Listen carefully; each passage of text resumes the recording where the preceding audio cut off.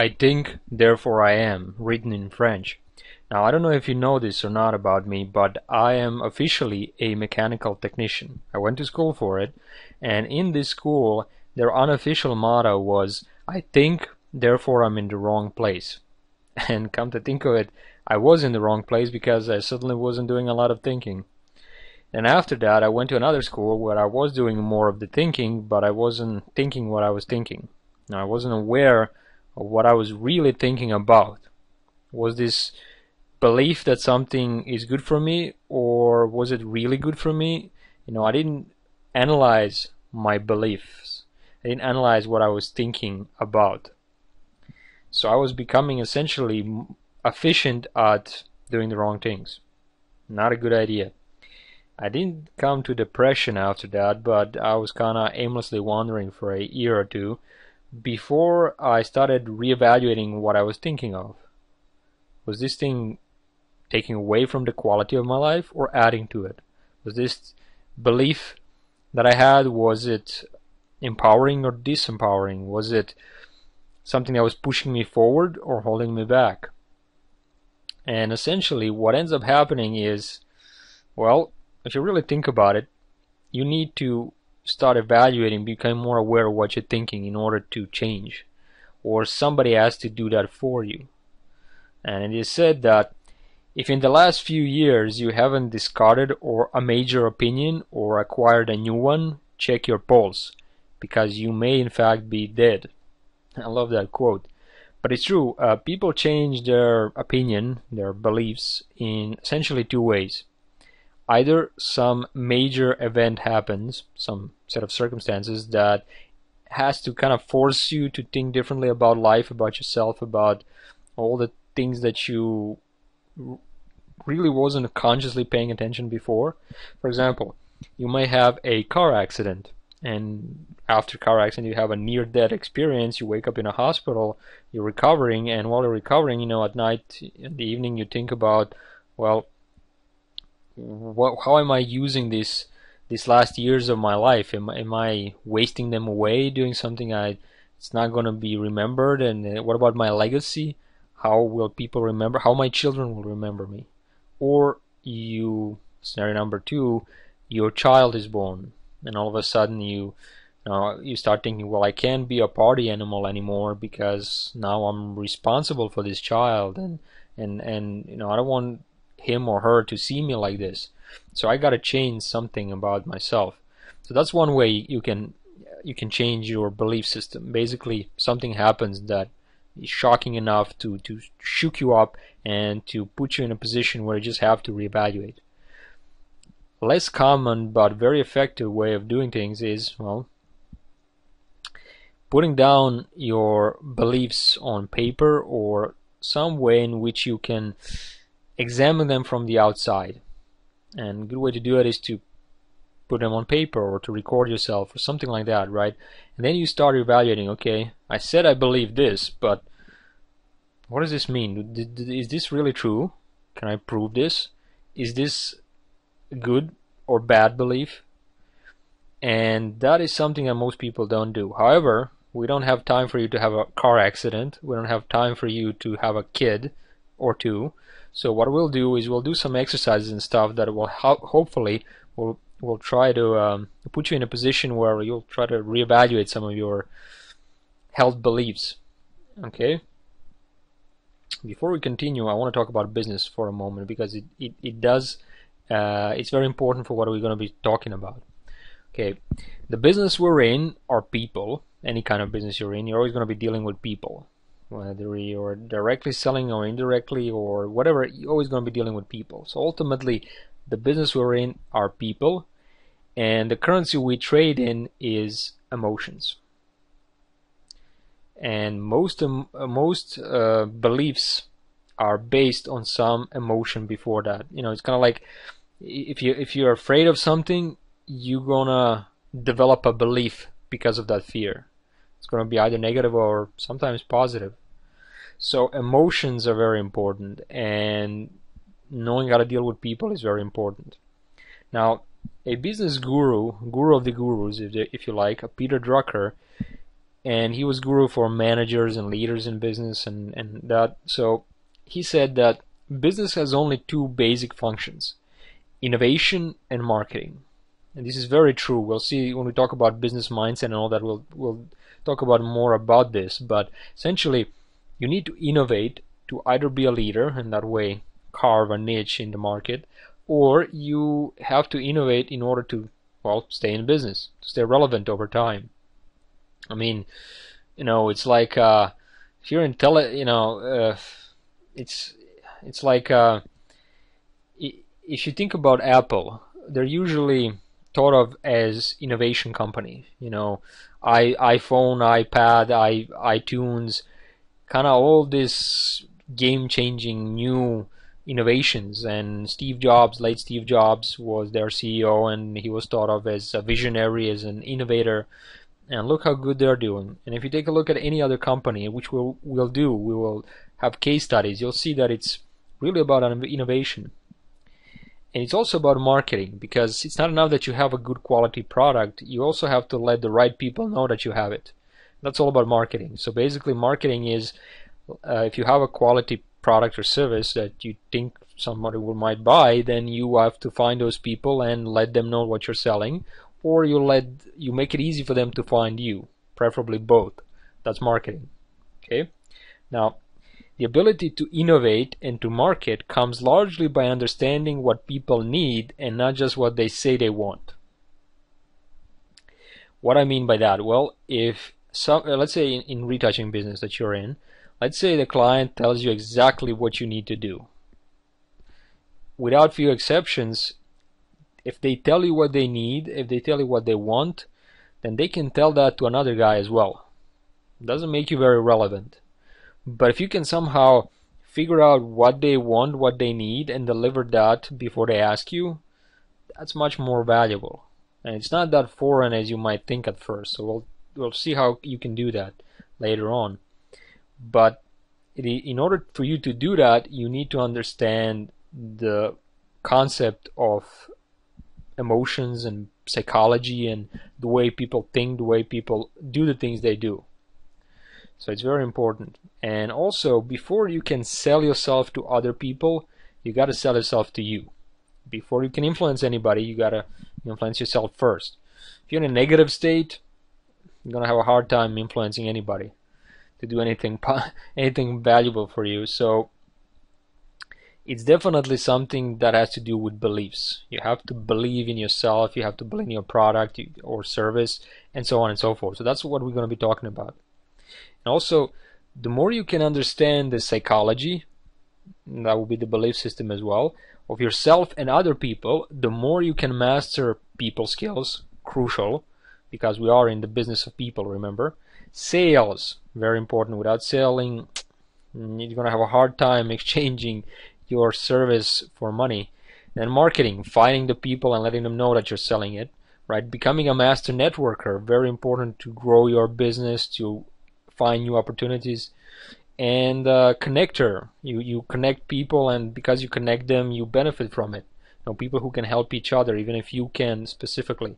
A manager, if you have a little enterprise, or if you're managing other people, maybe your assistants, or if you have a retouching studio, or if you're a photographer and you're managing other retouchers working for you. And also, if you have to be a leader if you have a small enterprise or business. So all of that require that you understand the beliefs and how the belief system works, and what are yours, what are not, and also to understand that other people have the same issues. So we'll talk about that now. Okay? Those who believe that they can do something and those who believe that they can't do something are both right. This was a very important discovery for me. I ran into this quote quite a while ago, and two things struck me about it. One is that, well, if they're both right, something's fishy, right? Why would they both be right? And then it's obvious, because they have a choice to choose one and to choose another. And that implies that there is no external force that really decides can you do something or not, but it is your internal belief. So your external world will essentially be the reflection of how you see yourself.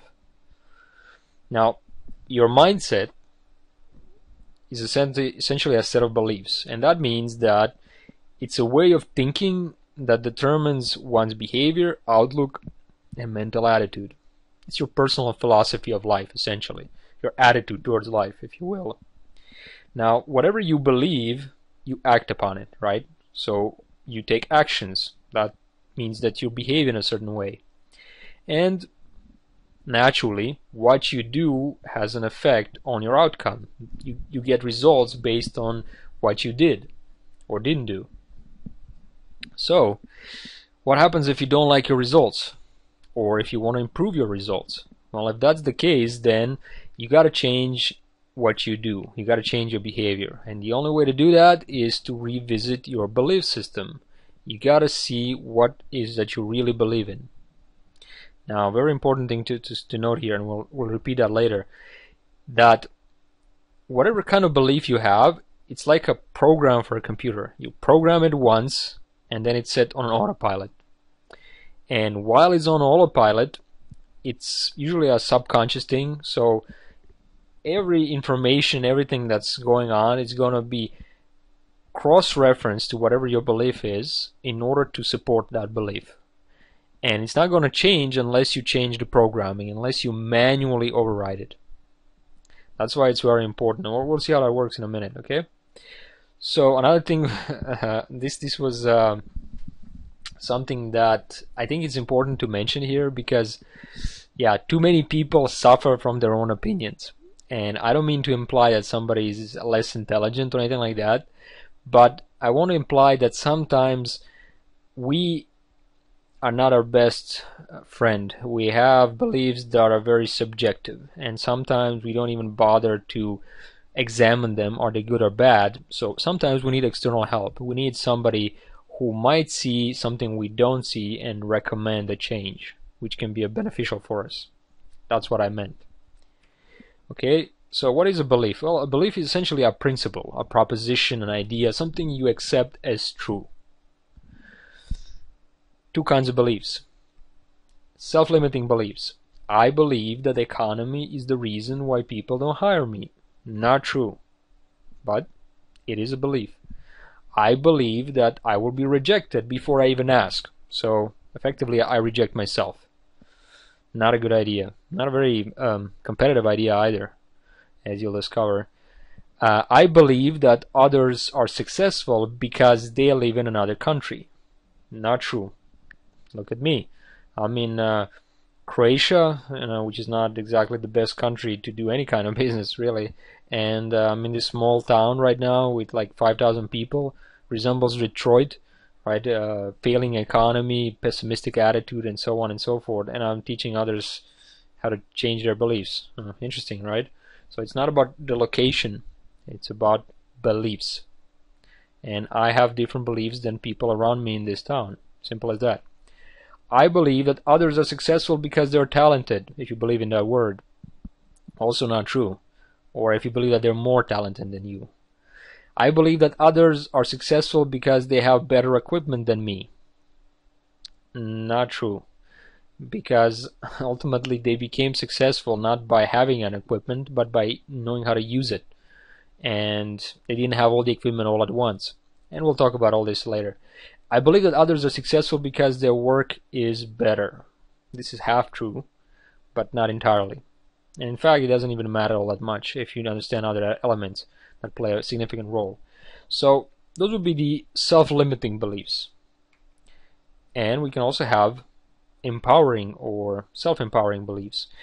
And that would be like, I really believe that I will be the best in my field. I really believe that I will accomplish my goals. I believe this will be my best year ever. Few things to note here. I listed more than one belief, an example of belief, because I wanted you to pay attention to patterns. And what you'll notice is, first of all, it says self-belief. So it's not what other people believe about you as it is what you believe about yourself. And if you take a look at self-limiting beliefs, what you'll notice is that they're all external. Something else somewhere out there is not letting me be successful, right? Something external. While self-empowering beliefs is I can do something. It stems from me. So that's a big insight, right? It's not the external factors, it's always what you believe of yourself. It always comes from that. Now, your self-image is it precedes and predicts your performance in every area of your life. Number one reason why people don't succeed as professional retouchers is not because of the economy, lack of talent, if you believe that word, country they live in, lack of educational resources such as this one, or even the quality of their own work. It is always because of their own personal philosophy or their mindset. That's the reason why I created this video, because it is number one reason why people fail. It's not all the other stuff that I can create as a resource for you to learn, but will it really help you if you don't have the proper beliefs? No, I don't think so. So you need to change your mindset, essentially, if you have those limiting beliefs, or at least re-examine your mindset to see if it's functioning properly. It's like taking your car to be examined to see if it's, to maintain it. So basically a mindset is, as we said, a set of beliefs or a way of thinking that determines one's behavior, outlook, and mental attitude. Very important. Basically everything, right? Okay, so what you need to remember is what I mentioned before, is that as long as you believe something, really believe something, your brain operates on automatic pilot. It's on autopilot. It's on auto mode. And it's filtering everything from the environment, and it's searching for other references that it can use in order to justify, to validate, to support that belief, whether it's true or not. And let's see how that works, okay? Let's say that I did an experiment here just to prove a point. Let's say that your belief is economy is still bad. You Google that. Well, first thing you'll notice is that there's a lot of people Googling that, and second thing you'll notice is that, well, there's plenty of evidence that your belief is true, right? There's that evidence that we talked about. You're seeking for it. So you're using this to rationalize your belief. Now, most Americans still have no idea how bad the US economy is. 8 signs that economy is still struggling to recover. Many voters still blame Bush for bad economy. Who is the economist? Why is the economy still bad? Blah blah blah. What, 500 million? Half a billion people? Wow, that's a lot of people. I must not be wrong if everybody thinks like that, right? Well, where focus go, energy flows. Every resource, everything that you have goes in that direction where you focus. So you need to pay attention to what you're focusing on, what it is that you're believing in. Let's change the idea, right? Let's have a different belief. Just for kicks. Economy is improving. Well, first thing you'll notice is that we got less results. Second thing you'll notice is that there's evidence for that as well. You might say less evidence, but it's still evidence, right? It's the way to support it. How stuff works. 10 signs that economy is improving. 5 strange signs the economy is improving. Isn't that strange? Economy. Global economies activity is improving, but Europe lags. News for economy is improving. Blah blah blah. Less results. Now this could mean two things. It means that there's less evidence, or there are simply a lot more people with limiting beliefs, right? How about this one? Totally game changer. It's not that I'm assuming that the economy is bad. I'm not assuming that the economy is improving. Those are all external things. But this time I'm actually wondering what it is that I can do to change my situation. How to take advantage of economy? Very powerful question, right? Employers taking advantage in current economy. How to take advantage of economy upswing. Take advantage of the recovering economy. 5 tips. Companies take advantage of bad economy. This time we have even less results. Now this could be very good for us, right? Not only do we get tips on how to do it, but there are less people doing it, therefore we have less competition. Isn't that good? So think about rationalization, right? No one has excused their way to success. When something happens that we find difficult to accept, then we make up logical reason why it has happened. That is called rationalization, or making an excuse, commonly known, and it's a defense mechanism essentially if you want to protect your ego. So we not only rationalize actions and things we have done, we have also find reason for our beliefs, values, everything. We can justify just about anything. And we also need to justify this often to other people to confirm what we just said. That kind of reinforces our rational thought, quote unquote. So we as human beings are masters at rationalizing things. Even me, everybody. We're just masters. The key is that we do it less than we're probably doing. And for that we need to become aware of it. So let me give you an example of rationalization. Let's say that you go to a store, a local store, and you run into a sales guy there, and he basically sells you some new iPhone, i something, and basically this gadget has millions of features, this smartphone or whatever it is, and it's hard to imagine you will need all of them, right? But you get home and somebody asks you, your brother, your sister, your friend, your spouse, somebody asks you, why did you bought it? Well, it does this, it can, it has like 30,000 ringtones, and when I click this really cool feature, then it basically tells me in the morning what time it is. It tells me who won the election. It can tell me what's the weather outside. Oh yeah, and by the way, I can also use it as my remote control for my big screen TV. What ends up happening is, well, we have done an emotional decision. We have bought something based on emotion for whatever reason. Let's not go into that right now.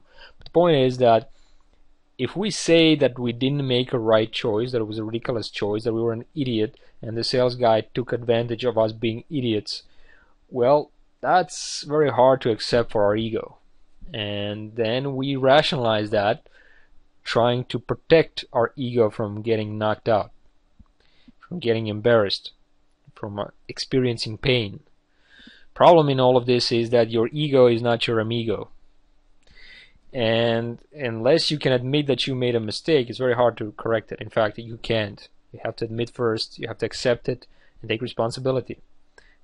Otherwise, you'll keep rationalizing stuff. And it's also funny that when you start doing something wrong, you rationalize it once, and it becomes another rationality. It just becomes a way of doing things, a way of thinking. And before you know it, you rationalize just about anything.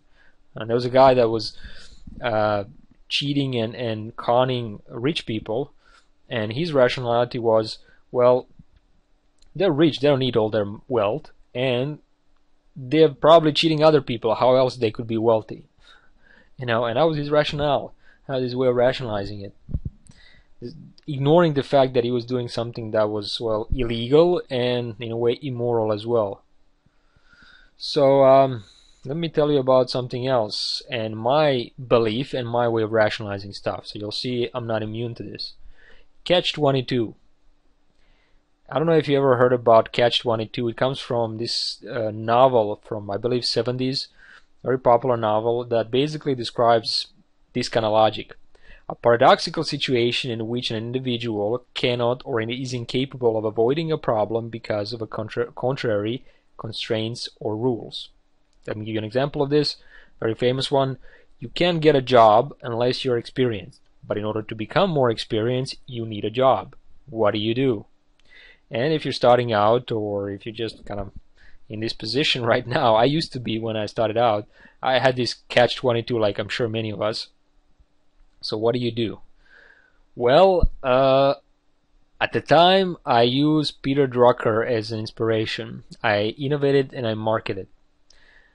I didn't have any images in my portfolio. I didn't have any body of work. I can't get any work without it. So how am I going to get some images to retouch or something that I can show, right? So I couldn't get any photographers to work with me because I didn't have anything to show for, and it was just my word, which wasn't very reassuring at the time. So what am I going to do? Well, then I figured, okay, where can I find images to retouch? And then I eventually found that if I go to stock photography sites, I can browse their vast collection of images, and maybe if I'm lucky I can find a good image that's unretouched and doesn't cost very much, and I can get simply by paying for it. That's what I did. I found a few images that weren't retouched, good images. I retouched that, and it got me some new jobs. One of the jobs that it got me was this photographer from Miami was working, always alone. Pretty good photographer, very good photographer. He was working alone, always retouching his own images. And then one day he decided, well, I have too many jobs. I'm doing everything. Maybe I'll hire an external retoucher. First time. And he was also doing 2 new jobs for some magazines. So it turned out perfectly.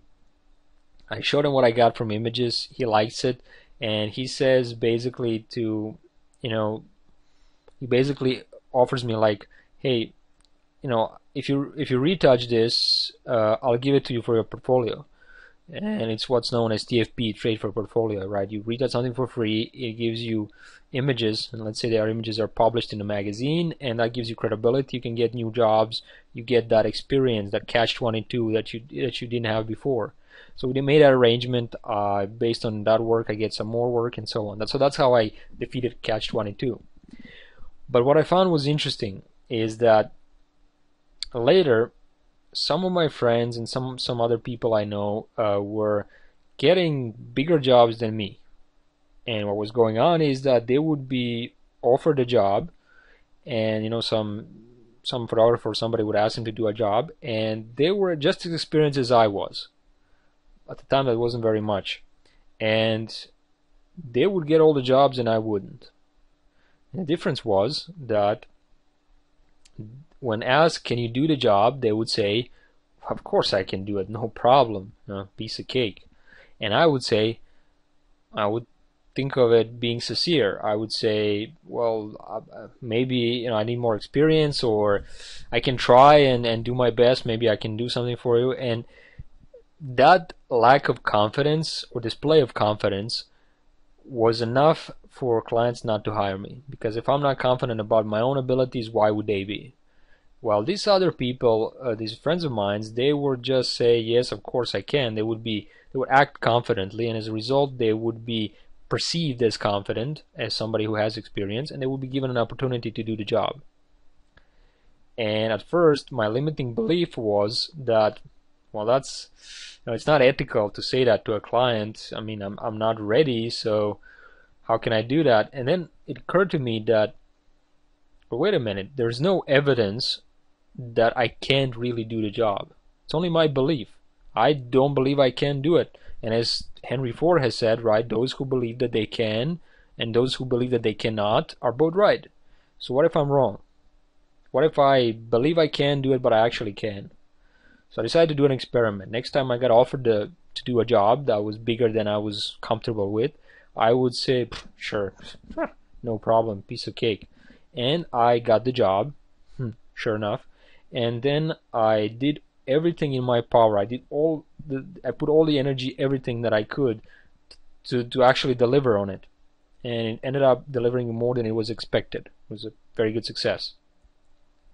And what I learned from that was, first of all, it means that because of this limiting belief, if I continue to believe that I can't until I'm ready, I would never be ready. And 2, by doing that, I actually broke another catch-22. I get more experience, I got more exposure, I started believing in myself more, my confidence grew, my experience grew, and got me new jobs, new opportunities. I didn't continue to do this all the time, but at the beginning it was very crucial. So my advice is, especially at the beginning, act as if you have the expertise and the resources to get the job done even when you don't. And then do all that is in your power and more to deliver on that promise.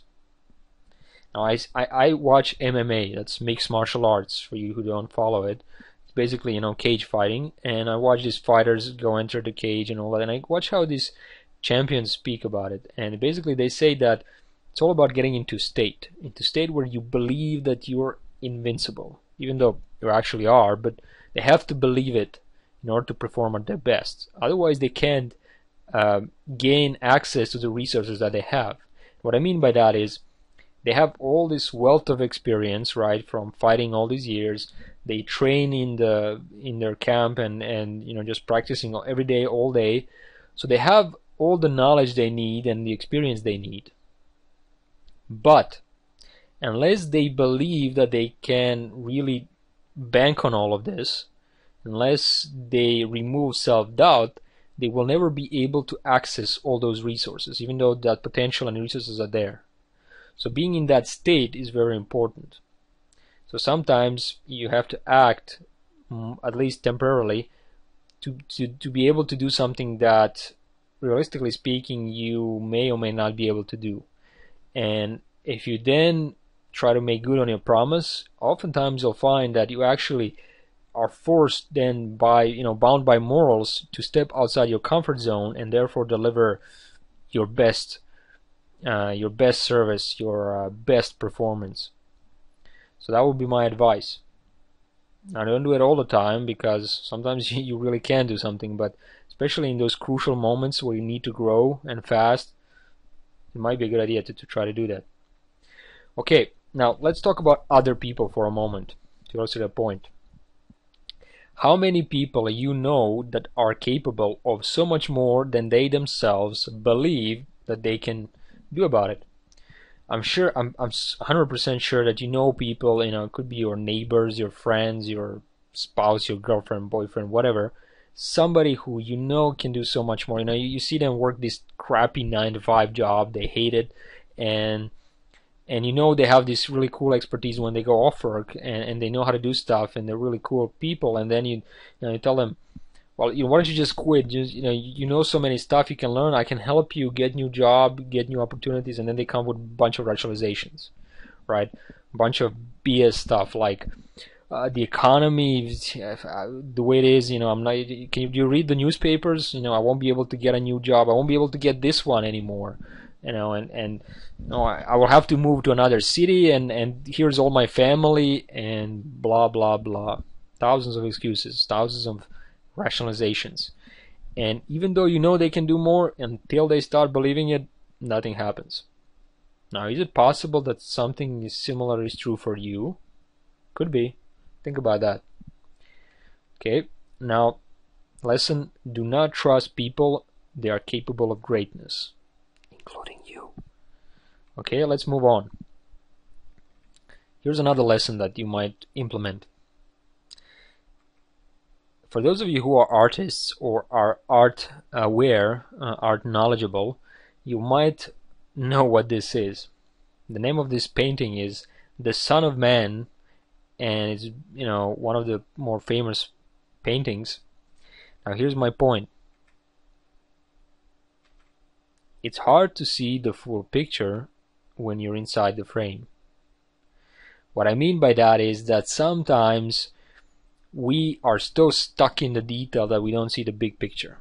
We don't see that what we're doing may not be the best way to do things. So sometimes we need to step back and take a different perspective, take a bird's eye view, and look at the painting of our lives, the image of our lives, the photograph of what we're doing from a different angle. And if you're a retoucher, you're doing this all the time, right? Say you're dodging and burning on the skin some detail or something, you zoom in, and what happens when you zoom out? You see things you missed before on a different perspective. You don't see the detail, but you see the big picture, and you see if you went too far or didn't. Maybe you need to reduce your retouching, add more retouching, right? Same way is true for your life and your business. Step back, do something else for a while, come back, ask other people to help you figure out, to see your life, yourself from a different angle. So let's do a little bit of exercise. This is one that helped me. Maybe it can help you as well. Step 1. Take your pencil and paper, take your notebook, take your Evernote, whatever you're using to write stuff down, and write down a precise description of your problem, whatever that problem is, in 1 or 2 sentences. Now, it could be your personal problem, your business-related problem, your relationship problem, your health problem, whatever. Whatever you think is a big problem in your life right now, write that down. Be precise, but don't write a paragraph. Just write 1 or 2 sentences. Okay? You can pause and do it, or you can just continue listening.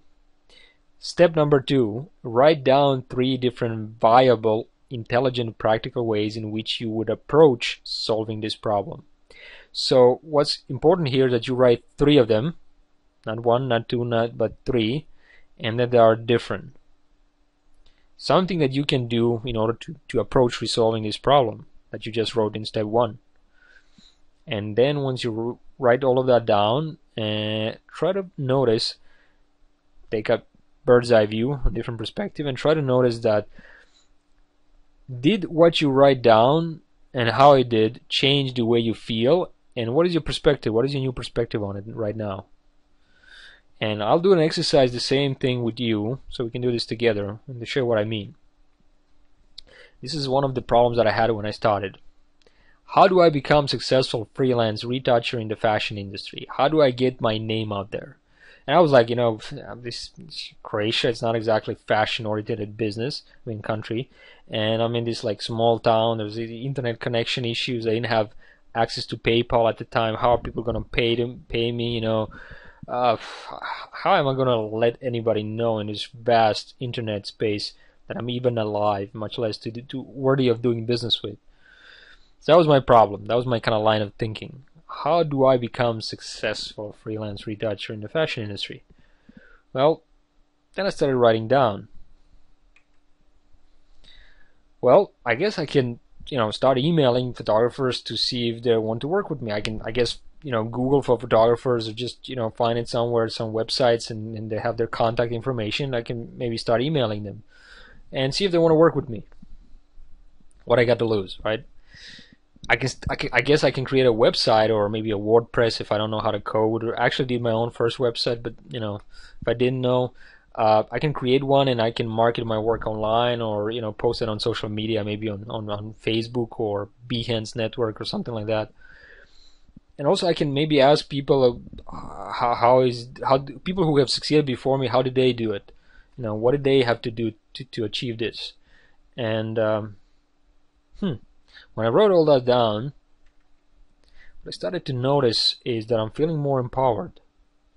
I didn't feel so helpless anymore. There are plenty of things I can obviously do now, and they're in written form. I can't really argue with this. So I guess my excuses, rationalizations, are no longer valid. Think about it. Check out what I wrote. Step number 2. I can, in all 3 sentences. That's interesting, right? And it's true. It is true that I can do those things. It's not like I have to wait for a permission from somebody, except me. So when I put those things on paper, those answers, it was interesting that I changed my perspective. Just like that painting, I took another perspective, because this time it wasn't just in my head, where it's easy to kind of reformulate it to fit my rationalizations. This time it was on paper. And it was harder to mess it up so that it's distorted. And it was clear to me that, yes, I can do something. And I'm pretty sure so can you, in whatever your problem is. Business, personal, relationship, health, whatever. I can. Very empowering. Another thing I want to point out is the power of asking. You can tell whether a man is clever by his answers, but you can also tell whether a man is wise by his questions. Very important. Many people don't ask very good questions. There's a great power behind questions such as questions of why am I doing this? How can I do this? And so on and so forth. Also, if you keep rephrasing the questions, keep asking, you eventually get to the answer. That's a pretty good insight. Think about it. If you ask, why do I want to be a retoucher? Because of this. And why do I want to do that? Because of it. Why do I want to do that? And you can continue to do this until you eventually get to the answer. Another thing very important is the experience that you might have in your whatever situations you go through. There's only one thing more painful than learning from experience, and that is not learning from experience. Oof, that's below the belt. But it's true, right? It's like this, you either win or you learn. Have you noticed that? When you win, you usually don't learn all that much, but when you fail, it's painful. You don't want to go through that again, so you typically learn more. Another important thing about learning and experience is don't focus just on yourself, focus on other people's experiences as well. Don't reinvent the wheel, just realign it. And as Zig said, some of us learn from other people's mistakes, and the rest of us have to be other people. Which one would you prefer? I don't care how careful you are. I don't care how much you think you know, how much you're careful. You're always going to make mistakes. It's simple as that. So what I think you shouldn't do is get the double dose. Don't just focus on your own mistakes and what you learn from them. Also focus on what other people have gone through, what they have learned. Besides, you can't live long enough to make all the mistakes. So don't do it. Another thing about experiences, especially bad ones that we perceive sometimes as crisis, right? It is said that when written in Chinese, the word crisis is composed of two characters.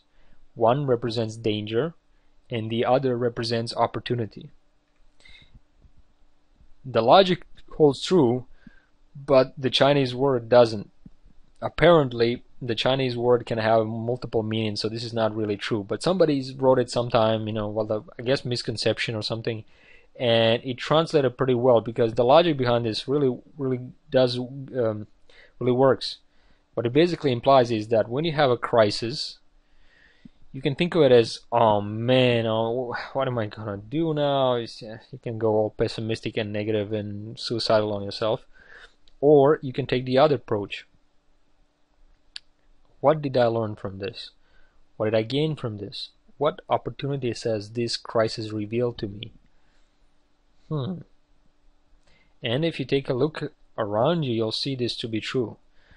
There are so many stuff that happen. I mean, when there is a drought in safari on Serengeti in Africa, it is the vultures who benefit from it. When there's all rain, who benefits? The grazing animals and the predators. So it's not that the situation determines bad situations. It's like, how do you adapt to it? How do you see it? A lot of things have happened because of the necessity. If some crisis happened and then you took advantage of that, you change your life forever. Now, I know a lot of people that during this kind of like economic downfall and all this economy going bad that we had in 2008, a lot of people lost their jobs, and it turns out that most new small businesses and freelancers actually flourish after this because they couldn't get jobs anywhere, and they were in debt. They were have a family to feed, and they were forced to come up with new ways to take advantage of this different landscape. And a lot of them actually, when they did that, were wondering, well, why didn't I do that before? It's so much better. I make more money, I have a better lifestyle, I'm my own boss. This is cool. But I was too much of a chicken to do it before. I was too much of afraid, too much of in my comfort zone. So crisis is not always bad. When things go bad, don't go with them. Okay, let's go on the next slide. Some of the questions you may ask. What opportunity did the experience reveal to me? Right? Logical, good question. What are the lessons I've learned from this experience? Write them down. Very important. Write stuff down.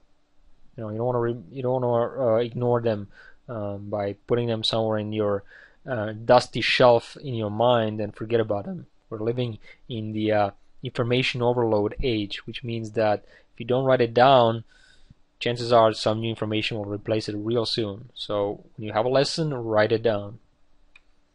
How can I apply this lesson? Oof, this one is really good because it implies that you're not just passively looking at this, what have I learned in it, but you're also actively using what you've learned. Very important. Without that, there's no real benefits. And most importantly, how can I teach other people what I have learned? The best way to learn is to teach, because then you get a feedback information. If you learn something wrong, you never teach it to anybody, you can continue to reinforce what you learned the wrong way. But if you teach it to others and they say, well, that doesn't make a lot of sense, or ask questions, then you gotta justify what you learn. That is a better way to learn ultimately. And also, you have to rethink what you've learned when you're trying to teach, because it requires that you understand it very well. Now, somebody said that, I think Albert Einstein said this, like, If you can't explain something in a simple terms, you don't understand it well enough. Very good. If you can't explain it to the 6-year-old, don't bother. Learn again.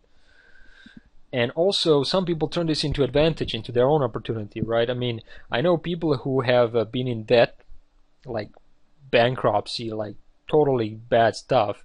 They've turned it around. They learn from this experience. They apply new lessons, and now they're teaching others how to get out of debt.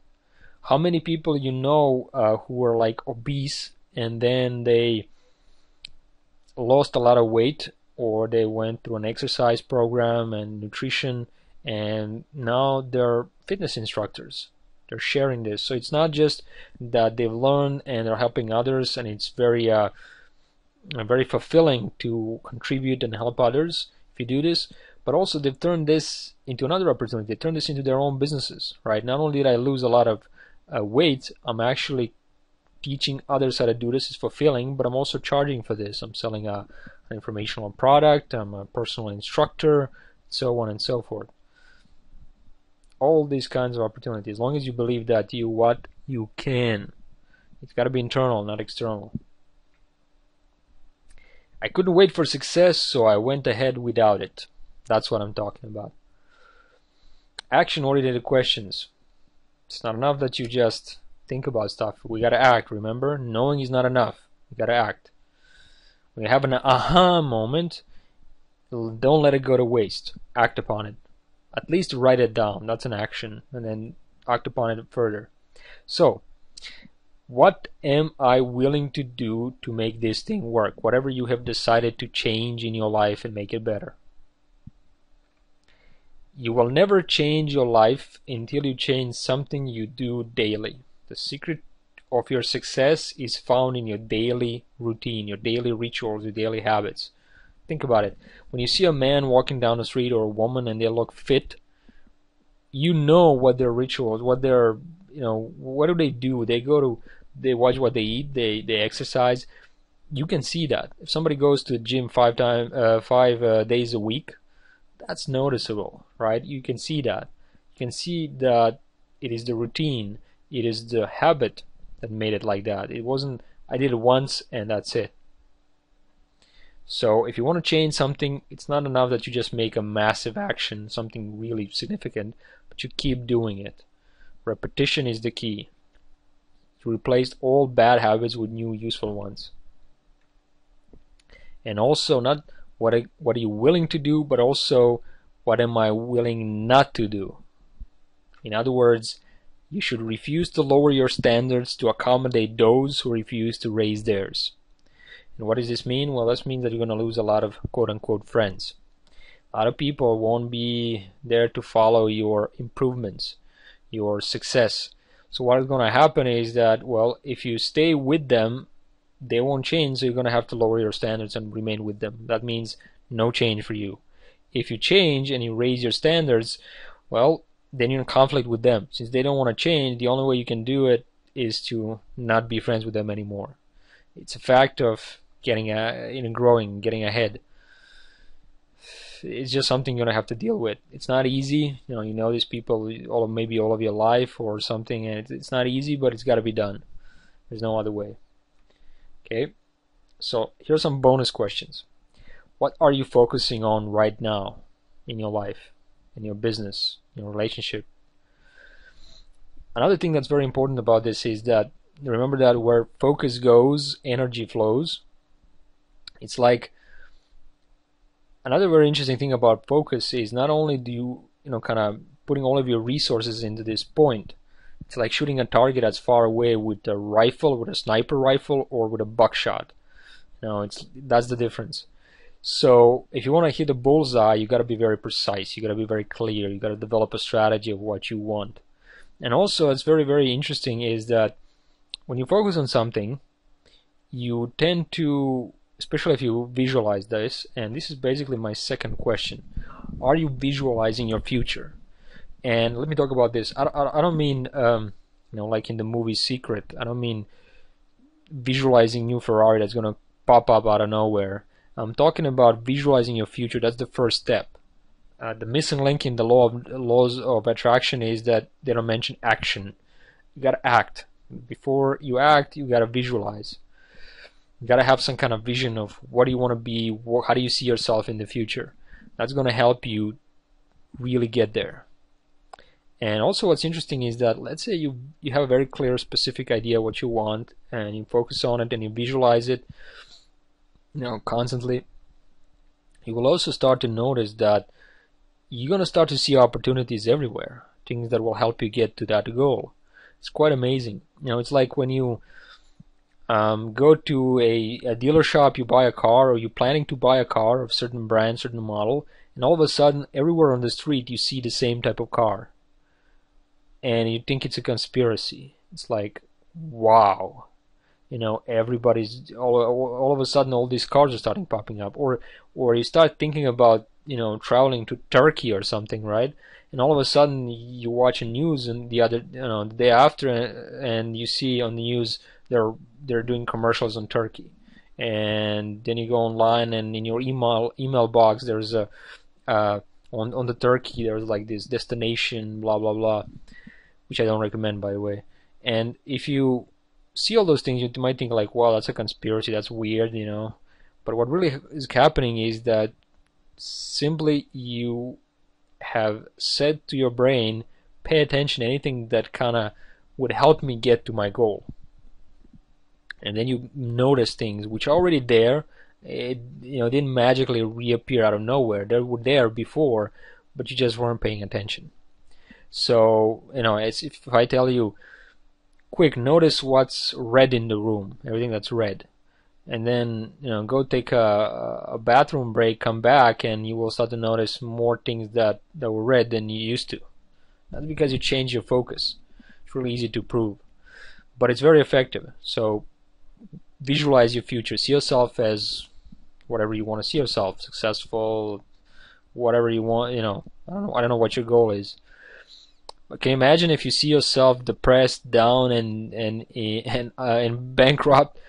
Do you think that you can, if you see yourself like this every day, and this is how you visualize yourself, do you really think you can kind of go above that? Probably not. So you need to visualize yourself as somebody who is already successful, already going there, and then that's going to help you be more positive oriented, towards going to that goal. It's going to help you be more aware of the opportunities along the way that are going to help you reach that goal. It's very powerful. Okay, do you feel a sense of urgency? This is a very cool question, because it implies that if you don't, you're in your comfort zone. You're where you feel comfortable. When we feel comfortable, we have a tendency not to do anything about it, not to change our comfort zone. That's not good. That's not how you innovate. That's not how you grow.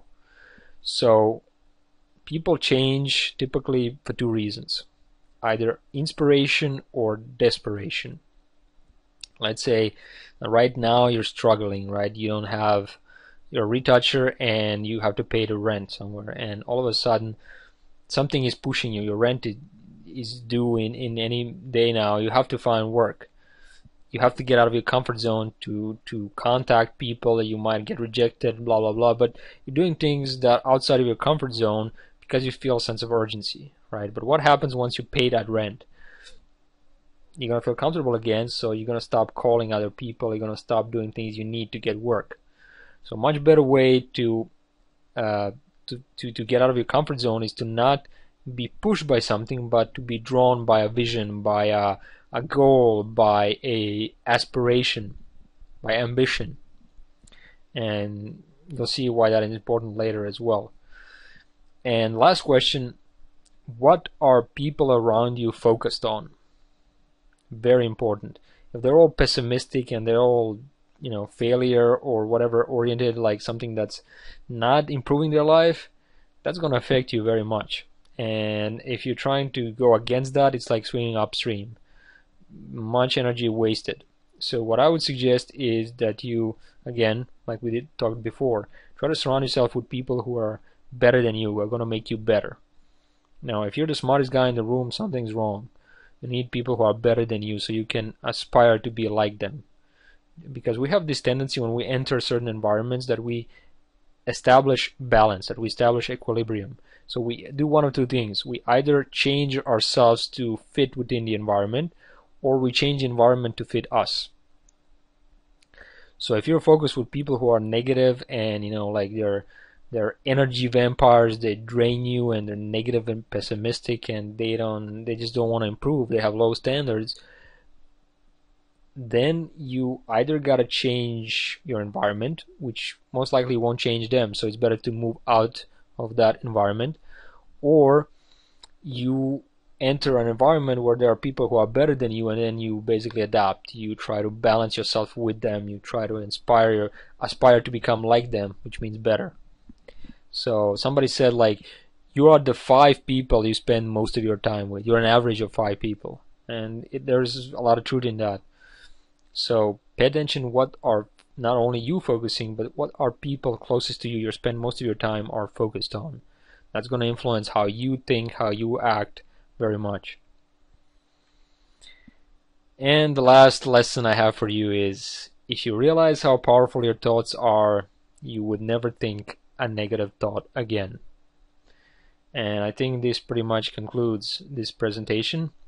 And in the other presentations, we'll kind of continue talking about this and see how we can apply this in many other ways, in business, in our retouching, and in personal life as well. I hope you enjoy this one, and see you in the next one.